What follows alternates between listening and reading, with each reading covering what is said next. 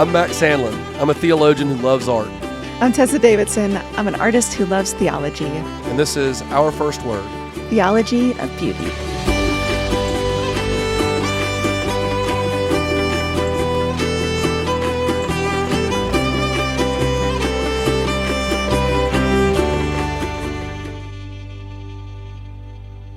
The Dream of the Rood is an old Anglo-Saxon poem, one of our oldest pieces of English language writing, in which the author tells of a dream he had where the rood, the rod, the pole, the cross of Christ, alternatively appears to him as a gold and jewel-bedecked relic and as a blood-covered pole. A little bit from the opening.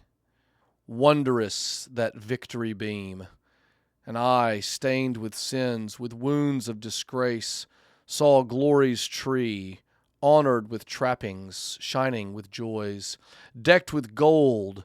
Gems had wrapped that forest tree worthily round, yet through that gold I clearly perceived old strife of wretches, when first it began to bleed on its right side, with sorrows most troubled. I feared that fair sight. I saw that doom beacon turn trappings and hues, sometimes with water wet, drenched with blood's going, sometimes with jewels decked.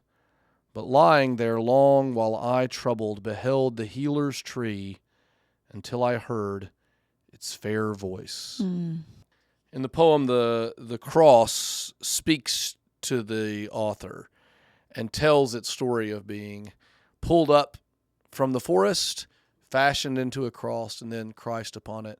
But in the climax of the poem, it is not merely this blood-stained torture instrument, but rather is covered in gold and jewels and becomes this most splendid and glorious thing in the world without ever losing its origin story. I love that. So I need you to tell me, Professor Davidson, Yeah. is the cross beautiful? Oof. Well, even as you were reading that, I was conjuring up all of these illuminated manuscripts from the Anglo-Saxon period and just thinking about their front covers. And what you see is the cross, but you see it covered in gold and in jewels. And so what a beautiful companion to that, the artifacts that we see coming out of that period. So the question of the hour is the cross beautiful? And I hope that the rest of my life I can continue to address that in a different way and how I live that out and how I respond to that. Because ultimately my response has been through all of these studies of learning about beauty is not only is it beautiful, but it is the most beautiful. And the cross is the most beautiful. If we were to start anywhere with our definitions of beauty, it would have to start at the cross. Now that's going to sound, to a Christian, this sounds pious, or it sounds like, oh, of course, this Christian artist would say that churchy answer. Yeah. I kind of think that it's nice to remember that things might appear cliche or might appear churchy because there's truth there, or because no, that's what the church thinks. That's how we do it. It's like being surprised if there's spice in your Louisiana food. This is what it tastes like. Of course it's churchy. It's the church's answer. But let's unpack it a bit. Yeah. How can something so hideous, so ugly, be beautiful? And don't we lose something when we decorate the cross, when we enamel it in gold? Isn't there some sort of lie that we're telling there? Okay, so you're asking two things as far as, how can something so horrific, or what appears to be so horrific, be beautiful? Most beautiful. The most beautiful, right. And then how do we respond artistically to these ideas, and how do we communicate those ideas?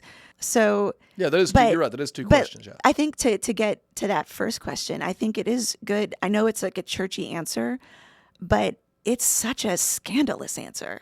And I don't think we slow down enough to realize what a scandalous answer that is. To say that the cross is the most beautiful, to say that a half-dead human that has just had his flesh half ripped away, completely covered in blood, and he's like naked there, hanging like this skeleton and pulling up and like as he's trying to breathe, like how ugly that appears. Like I think if we were truly in front of that, like we would all throw up. Like we would be just so revolted at that. And I think sometimes we don't slow down enough to really think about what it is that we're saying when we say, and when we appeal to the cross and we think about the beauties of the cross. But on the surface, it would seem so revolting. And to know that God chose that as his instrument for deliverance and his glorification, and how he lifted Christ up on the cross in his most glorified state. Like that is just, it doesn't make sense. Like it just, but when you know the entirety of the Christian story and our confession, and we know what that meant for us, then we have to come, I know as hard as it is, we have to come to the conclusion that was Christ's most beautiful, glorified state. But it's still a hard question. I think this was raised with a few faculty members this summer, and people were a little, all over the map with that response. So it's not, even though that's my response and where I am, I realize that that's still not where everybody is. Yeah, it's one of the things I'm thinking about is how we've talked in the past about context matters for seeing beauty. Yeah. If you hadn't seen the resurrection, if you didn't know that the resurrection was coming, the cross would be tragic as opposed to glorious. It would be only this symbol of, maybe a powerful one, but only a symbol of man's inhumanity towards man and the ultimate defeat of goodness and meaningless and stupid. There's a reason that all the apostles, except John, right, and some of the women, flee from the cross. They don't want to see it. And there's something right about that. But when we know, I mean, like even as you were describing it, when we know who it is on the cross and when we know what's coming, there's a sense in which what has not yet come reaches back and transforms that which is. A kind of causality from the future going backwards. Something about Robert Jensen, a theologian who talks about this. This future causality in which the cross is transformed. Yeah. And so I'm maybe one of the things we can do is make distinctions and say the cross on its own, apart from the story, apart from the context that frames it, of course is horrid. There's a reason that people didn't paint crosses early on. You've talked about this before. Yeah. That when you see crosses regularly used to just torture people to death, it doesn't feel so celebratory. It's more after crucifixions are not the norm, and rather crucifixion becomes merely the one crucifixion. Yeah. Jesus is the man on the cross. Now we're ready to come back around and begin to make it artistic, to celebrate it as a beautiful thing. Do you think that's right? No, I think you're right. Yeah, because we don't have those cultural associations of, I don't walk around with a necklace with an electric chair on my, Right. So because we don't have that cultural, those cultural ties there. But even Paul, he said, I'm going to boast in the cross because he had that context, because we have the context of resurrection.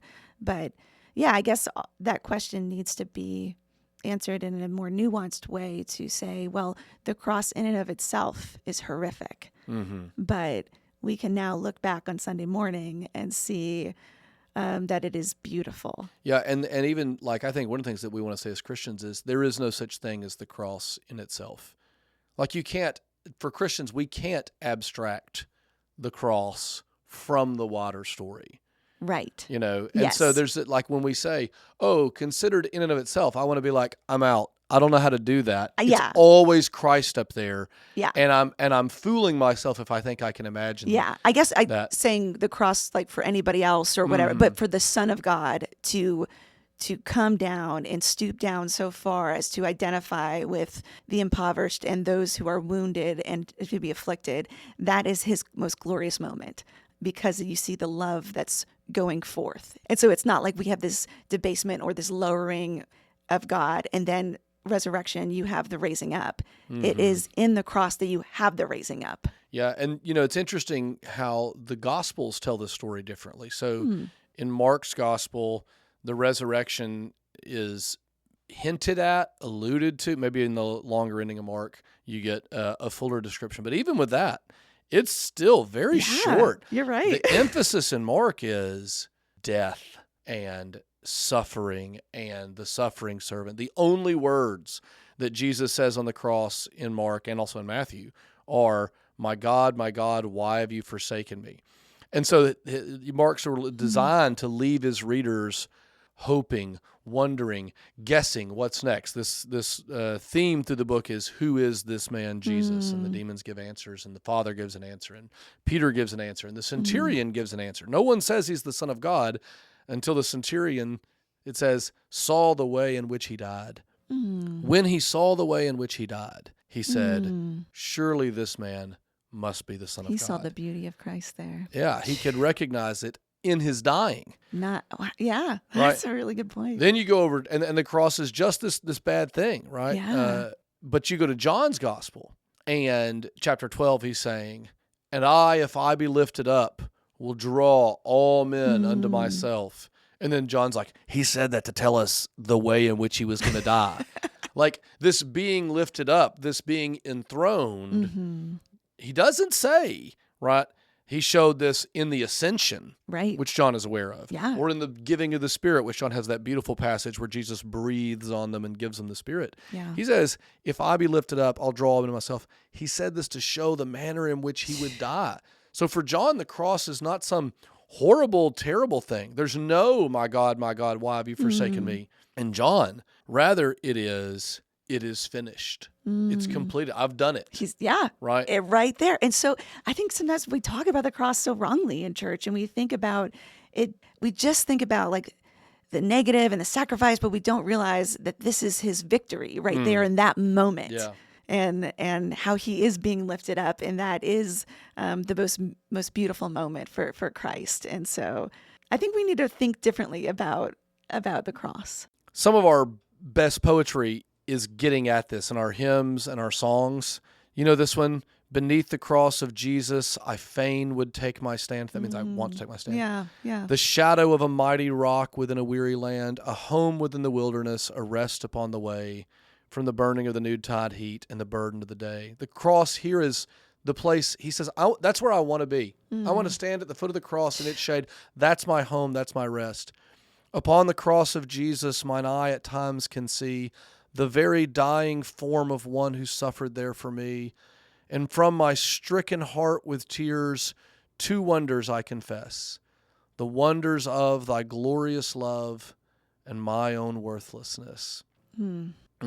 I take, O cross, thy shadow for my abiding place. I ask no other sunshine than the sunshine of his face. Content to let the world go by, to know no gain nor loss. My sinful self, my only shame. My glory, all the cross. Now that's an author. This is Elizabeth Cecilia Clefane, and she gets it. Elizabeth gets it. She gets it, that the cross is the place where Christians find the deepest sort of beauty. And we sing songs like this. Yeah. But I want to go back for a second, because if we're singing those songs and we're only reading John's gospel and we're only thinking about the cross as, oh, it's glorious, like you said, it's a gold necklace, you know, and if we only see it as the symbol of the faith, right? A red cross on a crusader's shield means something very different. I think about that famous triptych, that altarpiece. Eisenheim's altarpiece. Eisenheim, right? Yeah. It looks like something out of a horror movie. It does. You know, his hands are twisted in ways that look alien, and he's got his hair is a mess. He's not beautiful. Like you look at him and you're like, oh, there is no former loveliness that would attract us to him. It's considered to be like the most horrific image of the cross in the history of art. So what do you think about it? Is it good? Well, I think with it like fittingness, when we think about its placement there at a hospital where people were in so much pain and so much suffering, chronic suffering and its placement there, and how you look closely at Christ's body and you can see that he's got the same kind of skin disease and ailment as the people in the hospital, and how he's suffering, and how they would have seen that day after day and realized that they have a Savior who can identify with their suffering. I mean, that to me is so beautiful. Even though it's the most horrific image of Christ on the cross, it's context there within that hospital and the viewers and the beauty of the truth underneath that.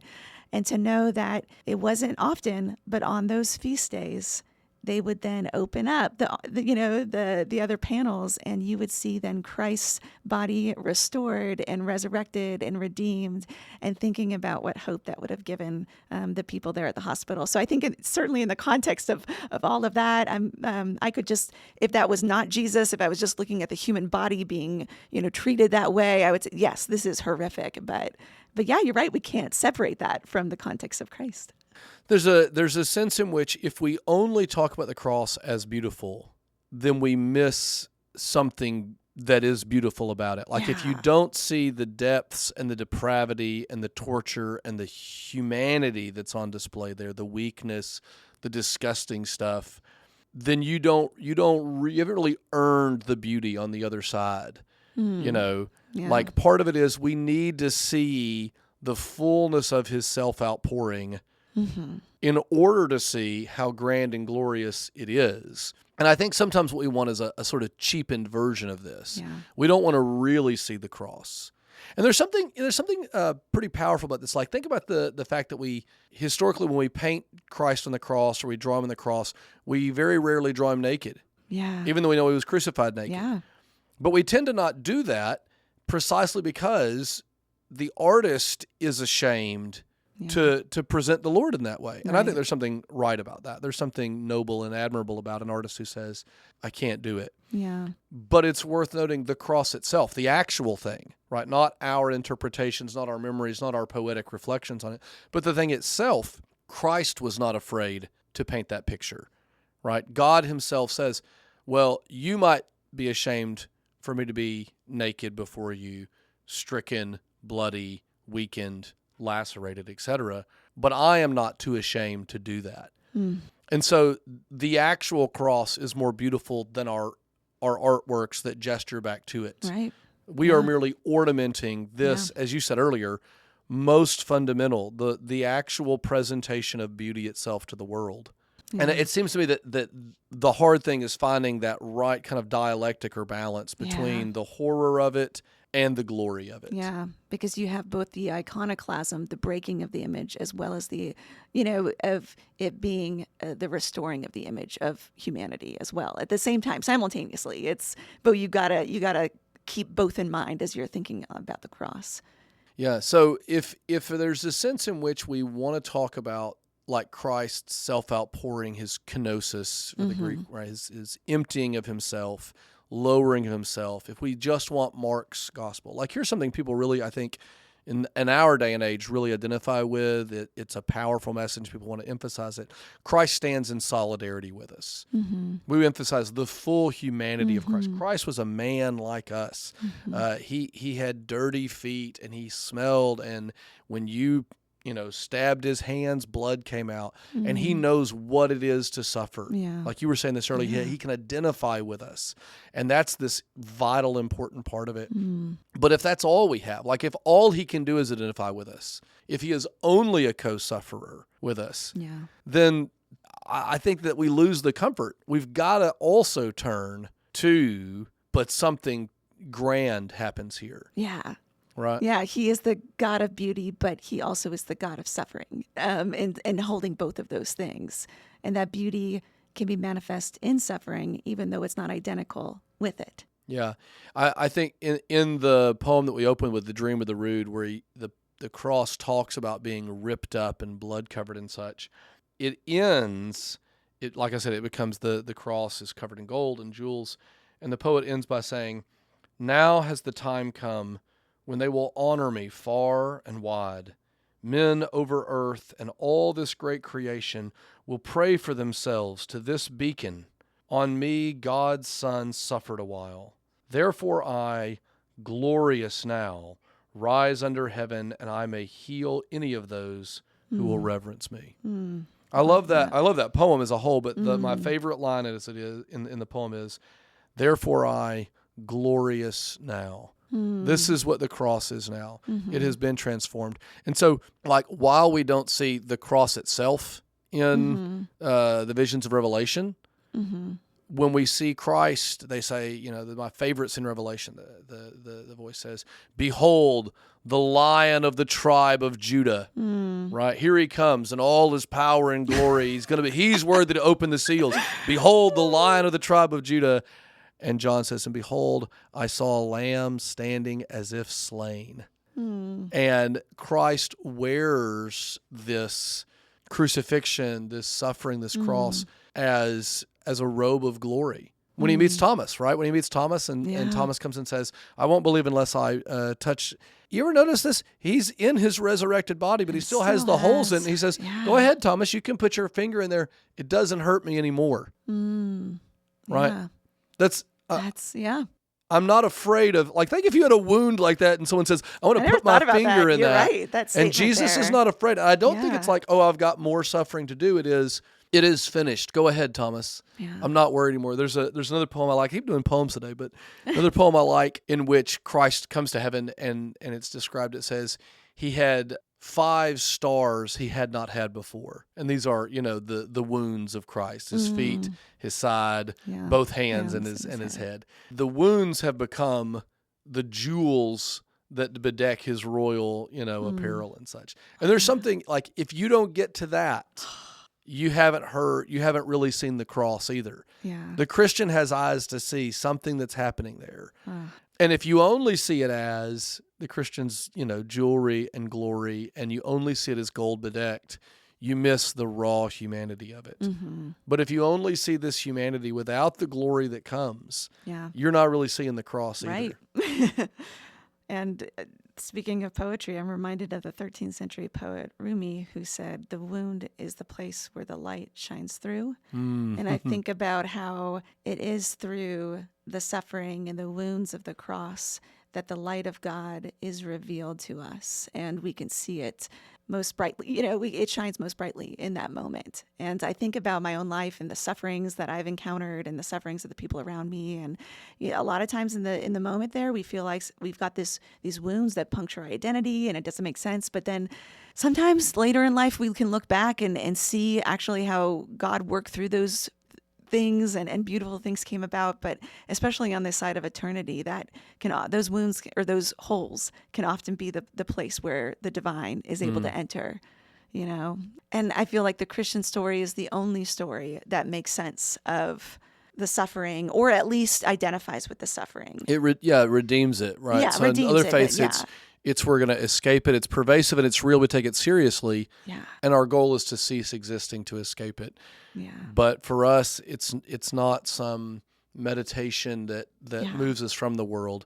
It's in deeply embracing it that we find that it can be changed, redeemed, glorified. Yes. So the cross is beautiful and the most beautiful thing. The most beautiful thing.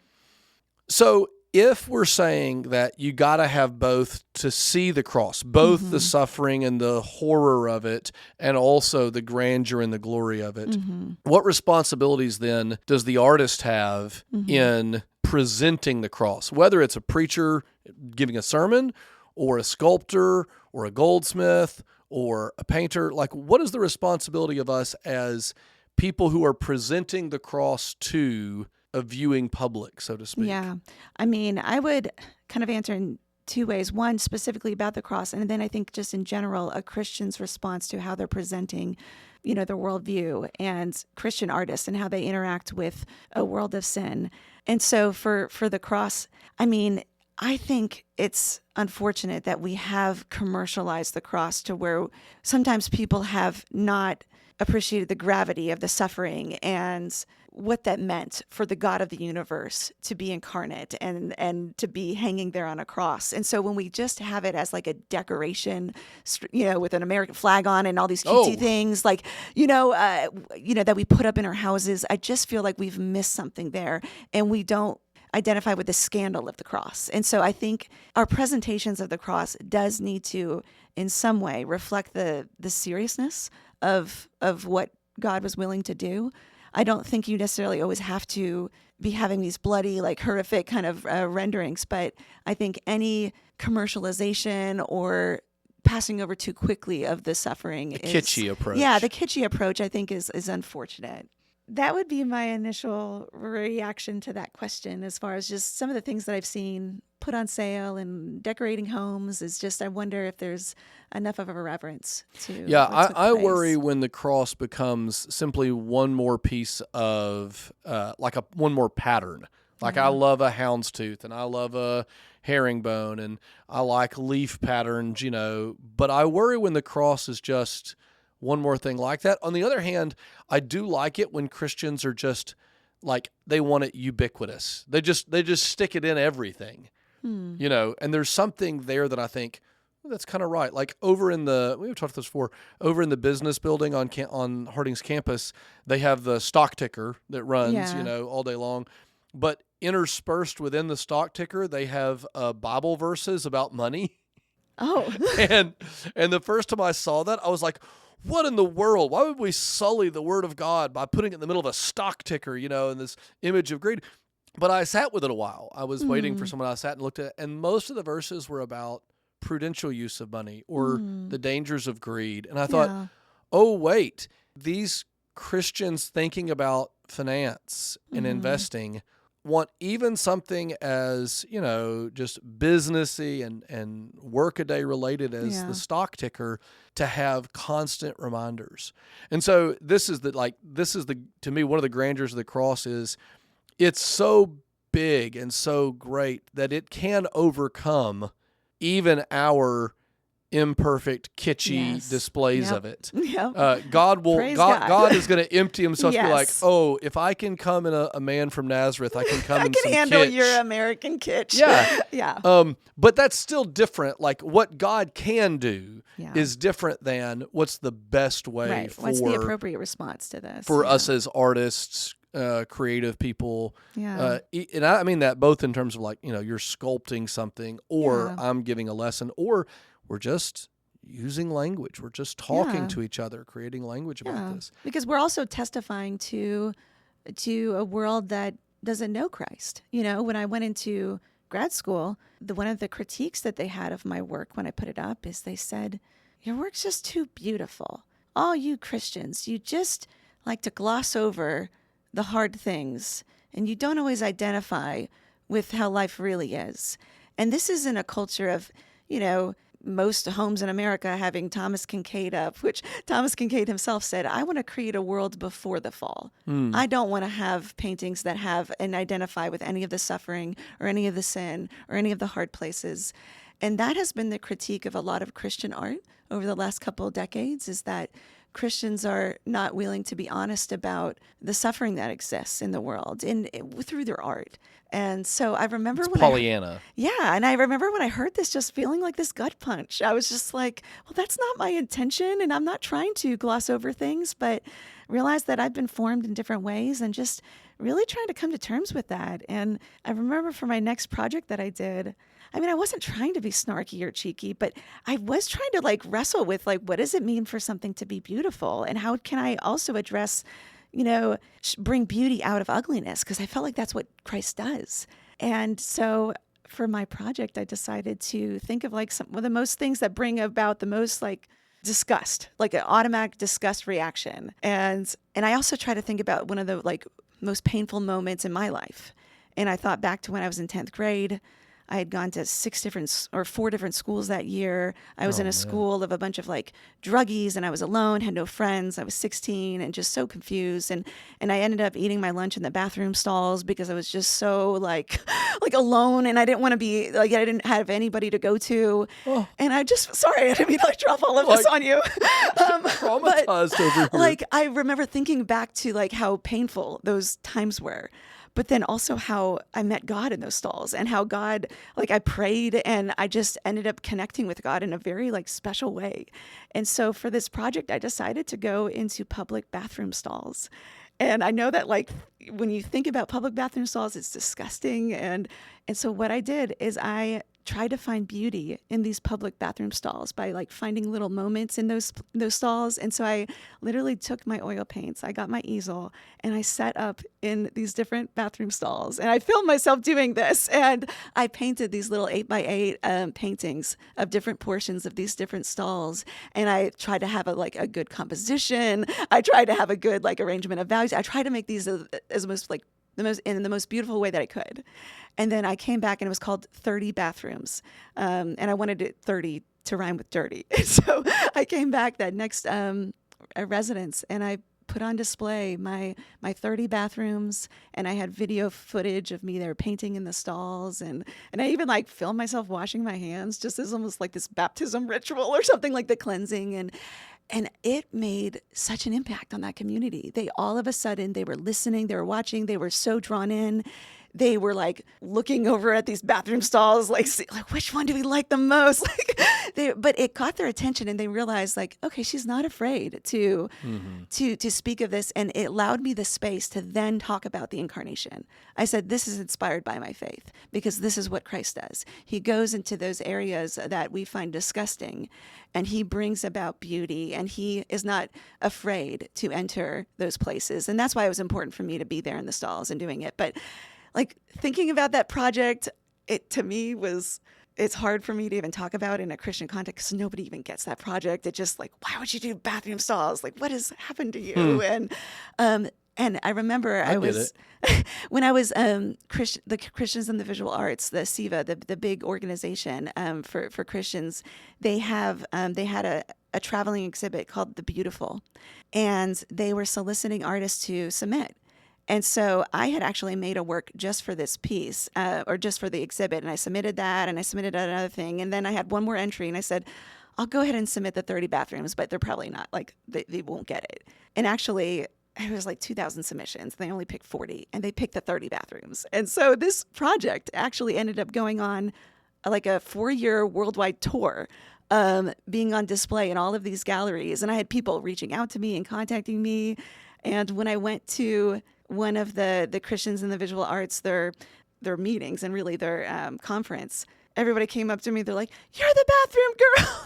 So it's just so funny. This was like my introduction to the visual arts, is like God humbling me and saying, start here, start with the broken, start with the places that are overlooked. And to me, that way of thinking about beauty and thinking about the suffering and Christ's relationship with beauty, that taught me a lot just going through that experience. So I wasn't planning on getting into all of this, but I'm so glad that's powerful, and it's great. And it gets at something that I think is incumbent on what we're required to do when we're going to represent Right. the cross. And that is, we have to tell the truth. Yeah. Now, you can't always tell all the truth, Yeah. There's something right about depicting the horror or the grossness or the dirtiness, or like each piece or each sermon or each word can't say everything. And so one of the things that seems to me is pretty important is that the Christian tradition doesn't have a definitive presentation of the cross. We have our myriads and myriads and myriads. We have hundreds of presentations of it, thousands, and they're different. And it's not in seeing that one gets it right, this one doesn't. It's, I see that one's truth because I also know this one. Like if all we ever painted were bathrooms, it wouldn't work. Right. It works because it was you doing it who paints these other things, right, normally as well. I think that's key for us when we're talking about beauty, to say beauty, theologically understood, points to something that's infinite, that never is exhausted. And this is one of the great powers of the cross, is we're never going to run out of things to say about it. We're never going to find, well, we've done that to death. Like I've heard you talk before. I know when you were younger, you painted lots and lots and lots of pictures of the cross. Yeah. Right. And then you're like, I'm done with that. I want to paint something else. I want to say it in a new way. And there's something right about saying, oh, look, I've done that, but now I'm going to paint bathrooms, but I'm still really painting the cross. And when I had in my portfolio when I went into grad school, a painting of Christ and the cross, and they straight out told me, you can't show us images of that. We turn that away. Like we've seen, it's almost like they were numb to that, but then they could hear it if it was presented in a different way. Yeah. And I think that's the challenge of Christian artists, entering culture and just thinking, how can I present it in a nuanced way or in a different way for this culture, in this context? We need images of the cross. We need paintings of Christ on the cross. We need to be reminded of that. But we also need to hear it in every tongue from every tribe and nation, and we need to hear it in the myriad of ways in which God has called us to present it.